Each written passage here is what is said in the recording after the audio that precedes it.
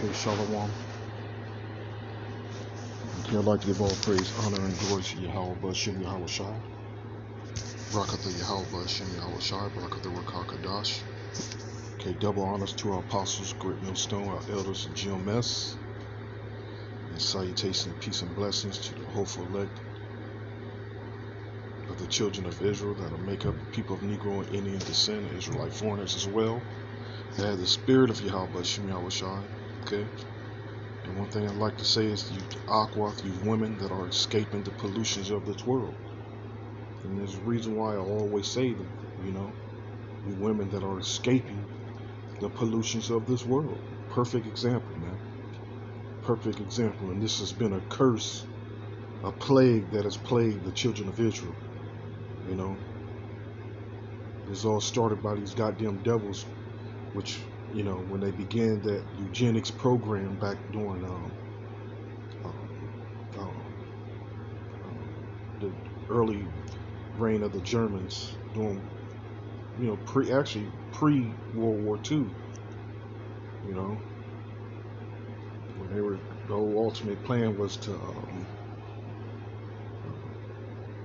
eradicate the children of Israel, people of Negro and Indian descent, the children of Israel, period. Planned Parenthood, that stinking bitch, Margaret Sanger, who Hillary Clinton received a huge a plaque under. Margaret Sanger.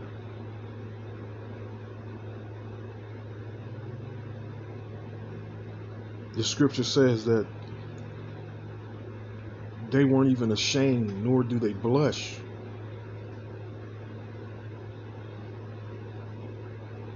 No shame. Reading the scripture, Jeremiah 6:15, and there's another one, there's a couple of them, 6:15 and Jeremiah 8:12. But let me go into Jeremiah 6:15 here. That heal also the hurt of the daughter of my people, slightly saying peace, peace, when there is no peace. Were they ashamed? Were they ashamed when they had committed abominations? Nay, they were not at all ashamed, neither could they blush. Blushing meaning pretty much to be ashamed, or we go into this word here, kalam, which means to be humiliate or to dishonor,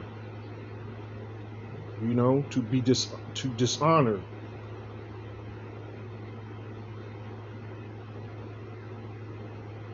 To be a reproach. But again, that this has been a way of the children of Israel, the women of Israel, that this behavior is just encouraged, man. It's encouraged.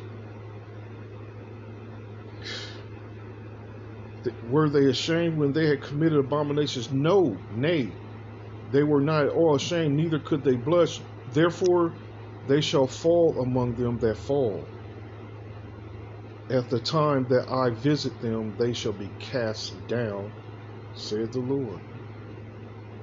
And that word cast there is a different cast from Exodus 23.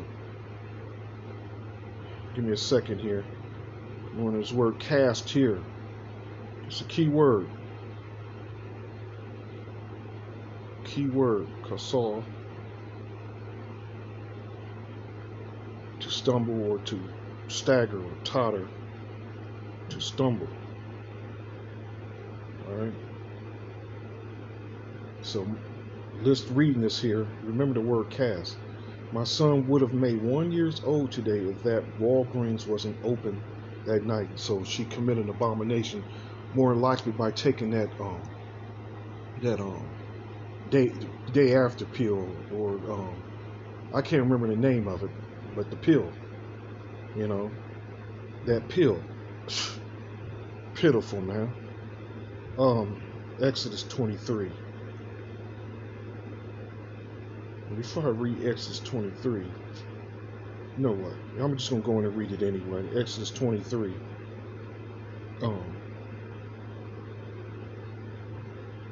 It says this, Exodus 23 and 26. There shall nothing cast their young, nor be barren in thy land. The number of thy days I will fulfill. That word cast there.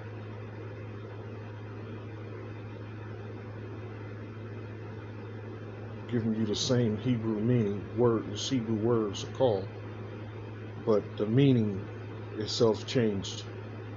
Casting means to make childless, or miscarry.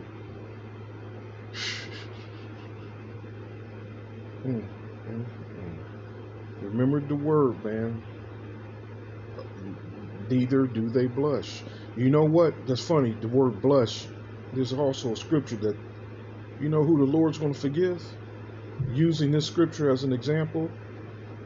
Here, using this scripture as an example, who he's going to forgive. Let me look it up here. I know it's in Ezra 9 and 6. And said, O my power, I am ashamed and blush to lift up my face to thee. Okay? My power, for our iniquities are increased over our head, and our trespasses grown up unto the heavens. You know, acknowledging your wickedness, man, not looking at it as your wickedness as your, you know, just and I don't think this woman is even look at her name, Zion Sessoms. Wow.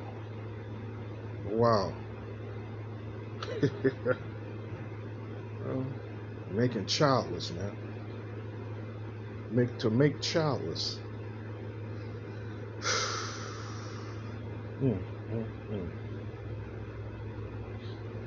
I always like to make a point that women aren't exempt from your wickedness.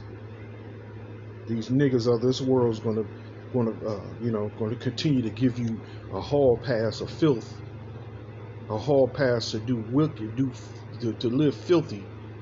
That's these niggas of this world, man. A worldly nigga. But what does the scripture say? Look up this scripture here. Oh, it's not coming up now. Let me do this.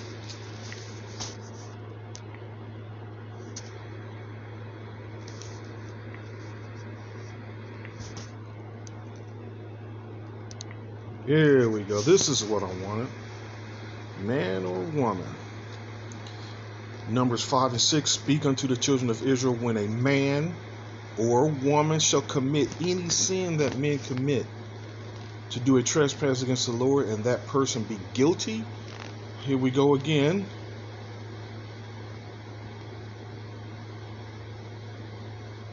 Numbers 6 and 2. Speak unto the children of Israel, saying to them, when either man or woman shall separate themselves. Okay, that's something else. Deuteronomy 17 and 2. If there be found among you within any of thy gates which the Lord thy power giveth thee, man or woman. You know, a lot of the scriptures always just mention men. It says men, ye men of Israel. But again, you women are not exempt to do as thou wilt. You know, the saying of the day, to do as thou wilt. You know, man or woman that have wrought wickedness in the sight of the Lord thy power, and transgressing his covenant.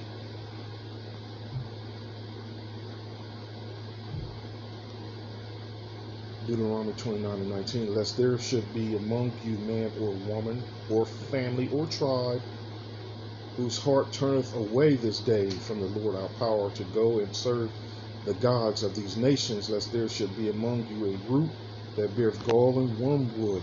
So the thing is, with those abortions, man, that, you know, these women casting their children is a form of sacrifice.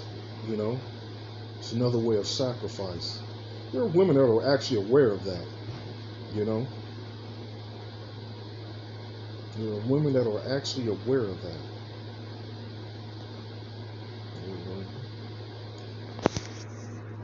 Shalom.